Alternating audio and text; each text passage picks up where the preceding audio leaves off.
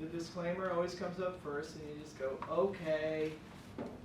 So here's how the base map looks. Most of these online software things they give you some basis of reference. There's a whole bunch of ways that you can find things on this map. I worked here for so long, I can, let's see if I can do it. Right about there. Oops, I want to. Oh, it's been so long. I don't remember how to zoom in. What am I doing? Okay. Oops. We'll just go in. At some point,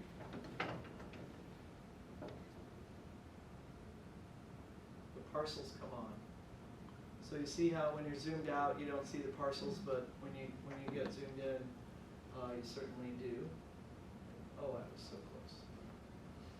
And then you could just move around like any other map. I'm just grabbing and drawing. I want to get up into the Anacostia watershed up here. See all these little lots? This is actually kind of cool. These are tiny, tiny little lots. Some of them are only 20 feet wide by 100 feet deep. Does anybody know the history of Washington, D.C. and how the suburbs were used back in the day? Do you know about Washington, D.C.? This is 7 generations back. Imagine D.C. in the summer without air conditioning. It was vacation. These were, we used to call them railroad lots in Fairfax because railroads would go out. So people didn't drive out to the suburbs, they took the railroads. So there were a couple of different railroad lines that went into Prince George's County as well. And so these are tiny, tiny little lots. Imagine how hard that is to administer, because each house is built on 4 or 5 of these lots put together. So now you're trying to figure out, well, how far is the setback, and how, oh, it's crazy. It's crazy, crazy. But just a very interesting mapping aspect of history there. So I'm going up here, is the Parkway. Okay, there we go. That's right. Good luck, Ruth. Well, that's okay. Here's the metro station for University of Maryland. So the College Park metro station is right here. Look, we got a bunch of those doggone little lots around there. So let's explore what's going on in this area. So I'm going up here to where I'm going to try to do both at the same time. Where's my clicker? So you see where I'm going up here and clicking on what look like a bunch of layers of paper? So I'm going to start loading layers. So these are all the layers that are available in the different categories. So I'm going to go into environmental. I don't want to hit that blue triangle because the blue triangle will load all the environmental layers for you on top of each other. Whoa! Oh, maybe that's what I just did. I hit the wrong one. Yes, I want to hit the blue triangle, not click the box. Oh, you saw the effect. So the 2-foot contours are here, but do you notice that they don't show up? Again, because we're not zoomed in far enough. A lot of these web-based programs, like the topography is such a big file that if it was shown much farther back, you don't get it, right? Wow, you can really see the river right there. Can you see it by the topography alone? So let's do this. Let's say streams. So stream centers. Oh, there we go. There's that stream. That's Paint Branch. Comes down right through here. It has a huge floodplain. Can you see how wide and flat all this is? let's in fact put it on there. Yikes! Yeah, that's a lot of floodplain, and there's a lot of buildings that are in that floodplain. And there's some building that's planned in that floodplain. Let me go up and pull up this transportation. Do that pull down. And master plans and okay. So do you see what's going on here? It's a little hard to see with the colors, but this is the purple line. If you've been following transit in this area, the purple line is to connect Prince George's and Montgomery County. It's going to be an on-the-surface line. It's not going to be a traditional metro, subway. And the orange line, it's a little hard to see, but the orange line comes in like this. Is that the orange line? No, it's the red line. The red line comes in like this, and here's the College Park Metro station. Let me pull it over like this. And right here is the campus. I was always curious to see if you could see the big M in the topo, but you can't. So this is that's the University of Maryland campus. So the purple line is supposed to go through there. I just find this area interesting because there's so many things afoot. Does anybody know what is right here? Does anybody know this area at all? It's a park and planning facility. It's an airport. It's a College Park Airport. One of the oldest still operating municipal airports in the country. Very historic, all this stuff. Well, guess what? The whole thing's in the floodplain. Yikes! And it's very flat. And all of this area right here is right next to the metro station. So, this is a trade-off.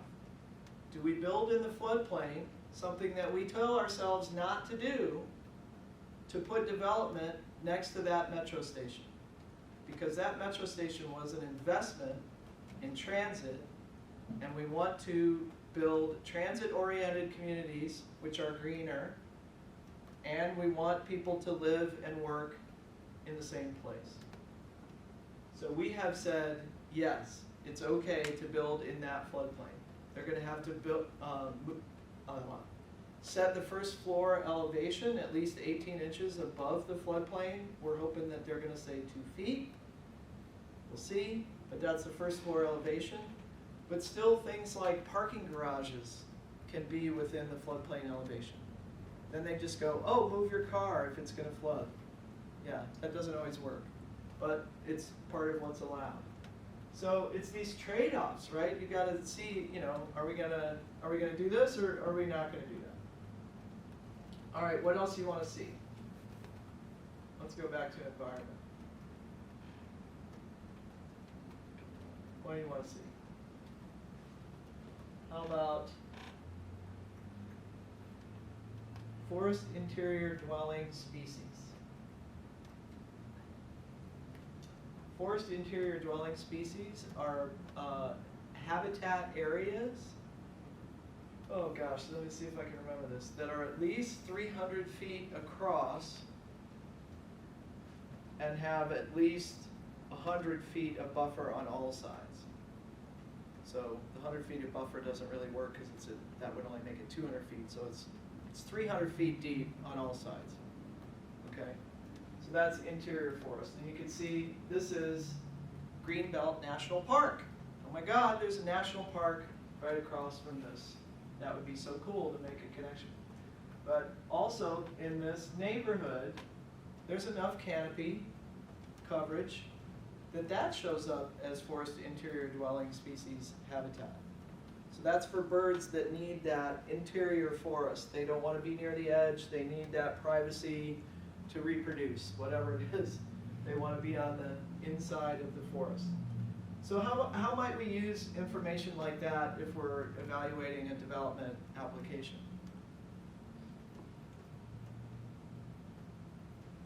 especially with regard to green infrastructure. How might we use that if we're saying, if we're looking at, say, this area here,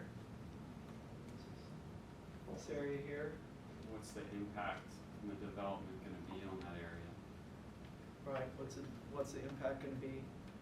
How can we expand? How can we make connections? You know, all things being equal, if this wasn't such a desirable place next to a metro, I'd be looking at how can we make these connections right here. This is another floodplain designation. How can we make a connection right there? We tried. We negotiated with the developer, and they were like, forget it. We don't have to do it, so we're not going to do it. But you try, because it gives you data for negotiation. That's what's so great about having this right at your fingertips. Let's do tree canopy. And turn off, what is that, floodplain. So you see how you can play back and forth, oops, ooh, that's kind of cool, with these layers, and just, you get so much information at your fingertips. Oh, here's this, here's that. So look for it in those drop-down menus to see how much stuff comes up. Tree conservation plans are required for land development. So you can see down here, there's just a patchwork quilt of tree conservation plans that have already been approved. So you know those developments, something has been approved for that. Whether it's been built or not is another question, but that's the approval. You need a type 2 tree conservation plan to go to permit. So that's the last stage. So once you get into these programs and learn what these mean, and what we've provided, I forget what's even in here, but if you see that where the question marks are over here, there should be an explanation. Oh, pop-ups are blocked. Oh, to use this software, you have to turn off your pop-up blocker because it uses pop-ups for it to work. So what was I doing? Tree conservation? The question mark. Oh, right. So this is the data catalog. What you really need to look at is this, to display the location of type 2 tree conservation plans. Here's what we did for the last updates. Kind of explains what the data says. Okay. This is from what's also known as the data dictionary. It tells you, you know, it's the metadata, the data about the data. The GIS geeks have been coaching me for a long time on using language and stuff, and the first time I used the word attribute in a meeting, they all went, huh? Oh my God, the environmental planner speaks GIS. Well, I don't know how to do the maps, but I know what they do. And if you don't, you know, have the desire to learn the software, at least understand what they can and can't do. Let's see what the wetland situation is. Ooh, got some wetlands. All up in through there, not a surprise. With wetland data, you have to be really careful. Woo, look at that. This is the U.S. Fish and Wildlife Service National Wetlands Inventory. That is very old. Yeah, I would use it with a grain of salt, this data. You know, wetlands have been destroyed, especially isolated wetlands. So much has happened on the earth since they did that survey. But it's a good way to kind of get started. I wouldn't use it as a be-all, end-all definitive, yes, there's wetlands on this property. Quick aside, quick sidebar.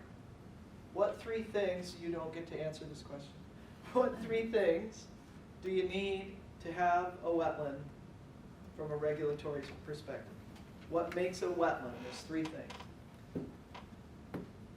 Water source? Hydrology. So the hydrology has to be such that water will come down, sit there, and make other things happen. So you have to have hydrology. something about the soil. Yeah, soil types. Soil has to be. You have to have soils. Yeah.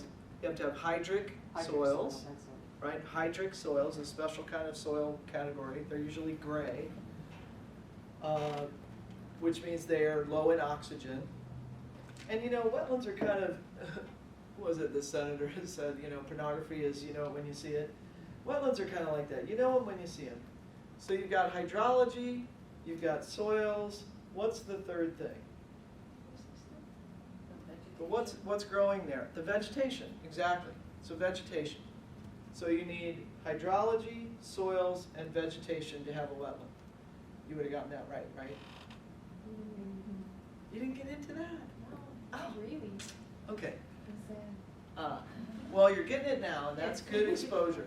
Well, because I've seen wetlands that have vegetation, and you're going, man, this has got to be a wetland.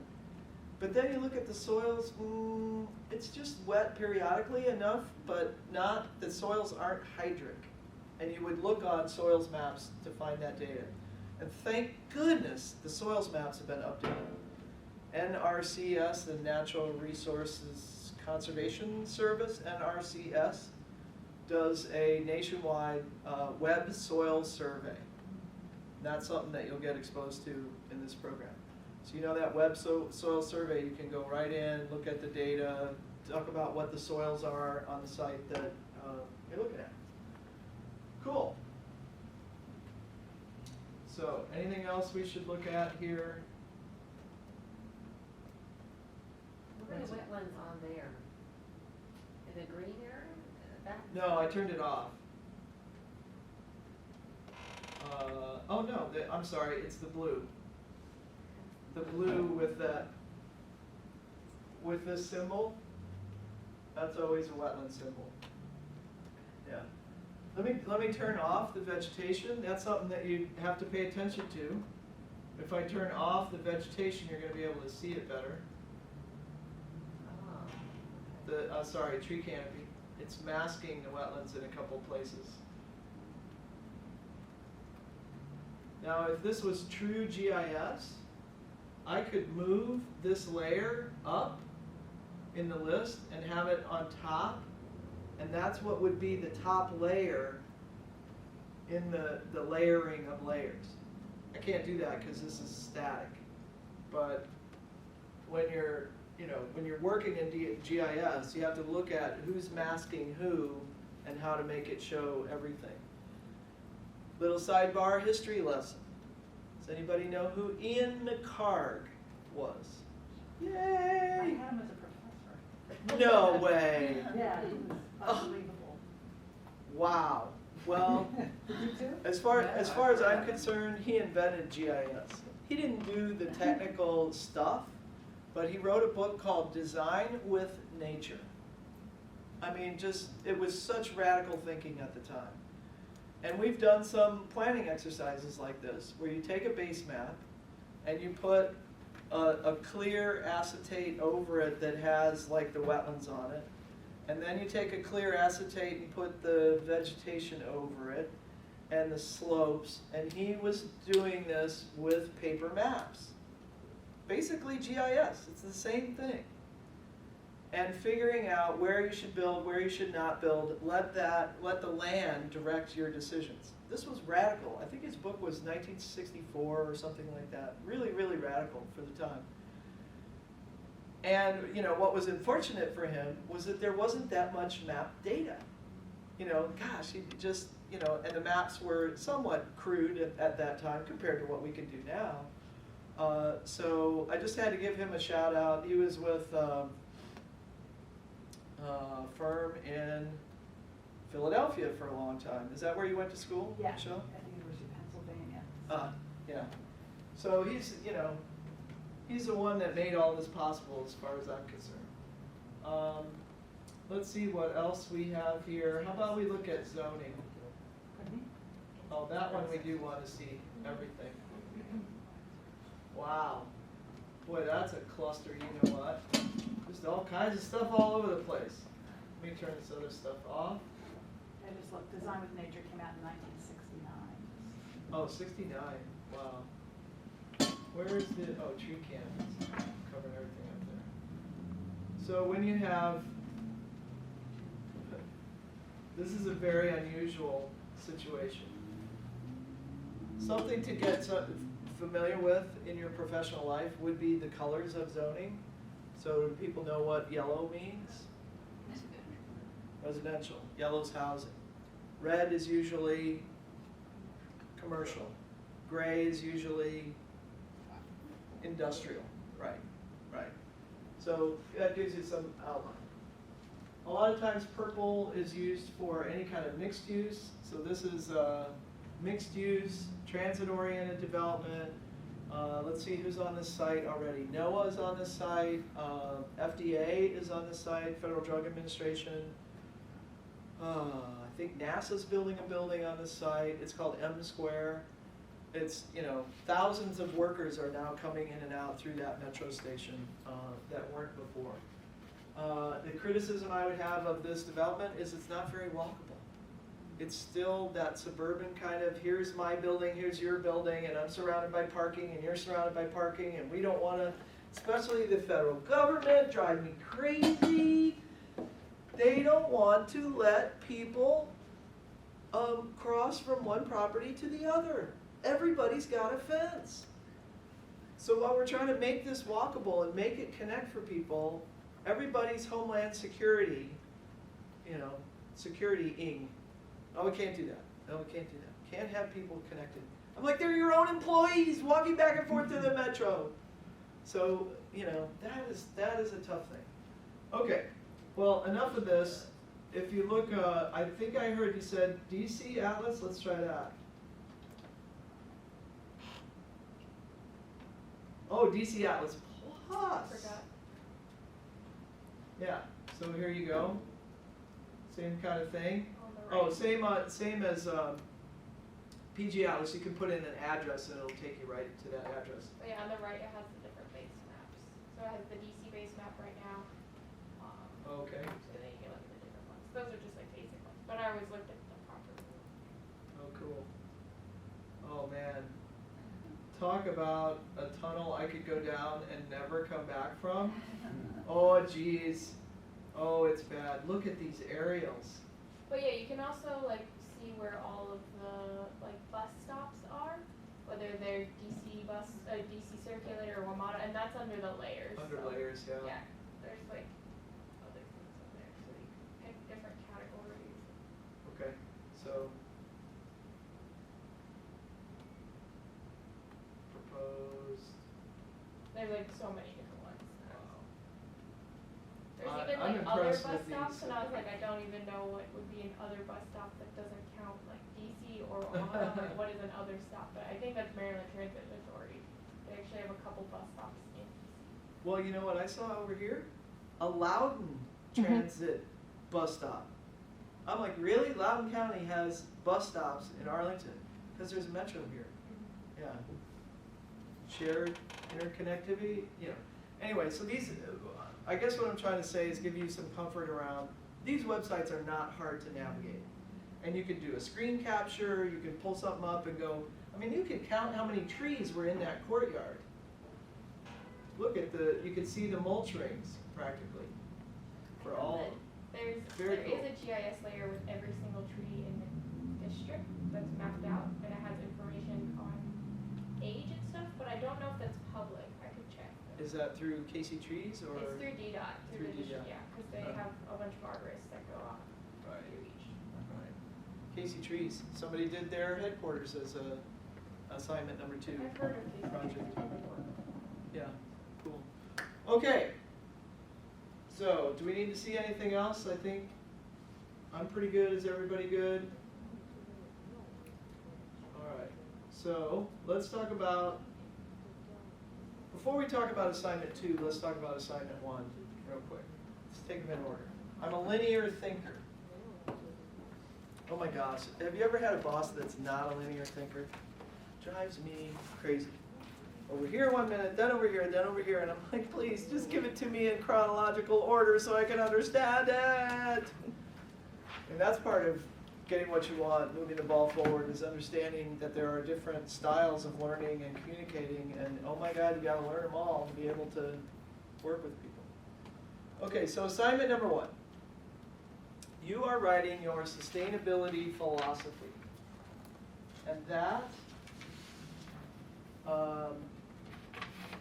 you should go directly to do not pass go, do not collect $200, the description in the syllabus. Please make sure that you read it.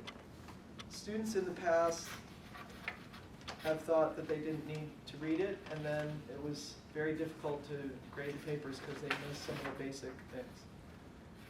I also take off for grammar and proper writing. If you struggle with writing, have somebody proofread it for you. Have someone read it out loud. That's what I always do. If it's something really important, I read it out loud. I didn't find that error in my slide until I read it out loud. Okay? So nouns and verbs have to match. This is graduate level work. You have to be able to communicate well. If you put in a graphic, give it a number or a letter, and then refer to it in your text. Okay? These are pretty basic things, but you're putting together basically a graduate level analysis, or your analysis of your philosophy. And pictures aren't required, but if you want to, like, oh my God, when I went to Rocky Mountain National Park for the first time, that was really cool, and you want to put an inspirational picture in there, go for it. I don't really take off that much if it's too long, unless it's like double what I asked for. But if it's a lot of pictures, I don't mind. That's really, helping. This is a graphic course as well. So look at the list of questions. When did you start to feel this way? Was there a champion? And I mean, seriously, go somewhere quiet to sit. I would prefer in nature, but whatever works for you. Take this list of questions, and I encourage handwriting. You just write. Just spew whatever you're thinking of. Oh yeah, Grandpa's tomatoes. Boy, I remember how those tasted. Oh, that was so cool. Oh, and then he took me fishing, and that, you know what I mean? To then put together your outline for what you want to say. I highly suggest that you do an outline. It's funny, the things that you learn in high school that you take forward, there might not be many, but doing an outline for a paper is the thing that's always stuck with me. Do a little bit of an introduction, state your central idea. Here's my central idea. Boom, boom. For me, I got mine through experiences when I was a teenager and going camping with my family. And then, the next section is expanding on that, saying why that's so, answering the questions, and then a conclusion that wraps it up. Please don't just stop writing. So I can see how my work in this program is going to be, fulfilled and enhance my philosophy. Just wrap it up in 2 sentences or something. Okay? So beginning, middle, end. You can see that I have percentages and a grading rubric there. That's, just to give you some parameters. Okay? So any questions on assignment 1? It's okay to use I, first person, in this one. Yes? The elevator explanation, could you explain this? Which, Elevator explanation? okay, we haven't gotten there yet. We're gonna do that today. She's like, what's an elevator, what? Okay, yeah, the elevator explanation we're gonna do here. It's your short, why is sustainability important to you? Boom. Can you do it in the time it takes to go from the first floor to the 5th floor? I always used to ride the elevator with, so in our office, the 5th floor was the county executive and the 2nd floor was the county council. So when I first got there, people were talking about, well, the 5th floor wants this. And I'm like, how can a floor in the building want something? The 2nd floor wants this. I was like, oh, the 2nd floor, okay, I don't understand. So then I got the nomenclature was the county council and the county executive. Well, I'd ride up in the elevator with the county executives, like chief administrative officer and these other people. When I was trying to get this green infrastructure plan passed, every time this guy saw me, he knew I was about green infrastructure. So what do you know, so he'd go, well, what are you doing about that green infrastructure today? And I'm like, well, his boss ran on a platform of livable communities. So I'd be like, yeah, this is livable communities. This is so important to livable communities because we're going to have clean air and clean water. And I had to do it in the time it took from going to the first floor to the 5th floor. And I must have schmoozed that guy 3 times in the elevator, and it ended up getting passed and full support and all that. But I think if I hadn't had that opportunity to get that 30 seconds in there, who knows? So you need to be able to explain something quickly. So we're going to do that in a few minutes. You're going to practice that today. Okay, so anything else on assignment 1 that's all about you? Using first person is fine. For the second one, I would prefer that you not use first person. You're doing a professional analysis of a site. So if you observe something, just say, it appears that this is blah, blah, blah. Don't say, I saw this, that, the other, okay? So for that one, 6, 7. So applying the 6 principles. So using one of the built projects in your watershed, or the list provided, or one that you chose. Barbara found a library near her house that she wants to do that was just redone as a green building, and I've already seen a couple of things that they could have done better, so that's part of your analysis. But and what you want to do is take those 6 principles and analyze how they are or are not applied on the site. They might do really good at biomimicry. They're thinking, stormwater, there's 0 discharge, whatever it is. But they might not be so good at some other aspect, recycling, So you don't have to have a pro and a con for all 6. But you're analyzing, did they or didn't they implement this sustainability principle? Was there holistic thinking, or did the executive director just come in and go, I want it this way, and that's how it's going to be? Look at those 6 principles through that lens. Okay, does that make sense? So then we are taking at least 3 ideas. Oh, I wanted to show you something real quick. So you can do this paper as a Word document, PDF. You can PDF it if you'd like.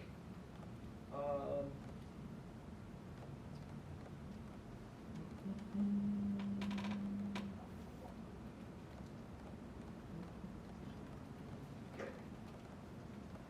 So I'm typing along. I've got this beautiful thing going on, and I want to insert a picture.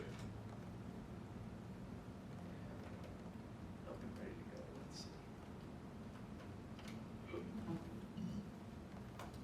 So in Word, it can be a little tricky because the pictures will move around on you. That's okay. What I would suggest, just write everything, put your pictures in where you want, and not worry about formatting it perfect until you're done writing. But so what I would do is insert, and then it's pictures right here. Oh, good, we have some sample pictures. So I want to insert that. There it is. The trick in Word, you gotta follow this one, is I'm gonna double click on that, and you see up here where it says wrap text. You have to change it to square. Because if you don't change it to square, the text, it won't let you put this picture wherever the heck you want. Would you mind, I couldn't see from the background where you clicked first. Sure, go ahead. So I'm up here on wrap text,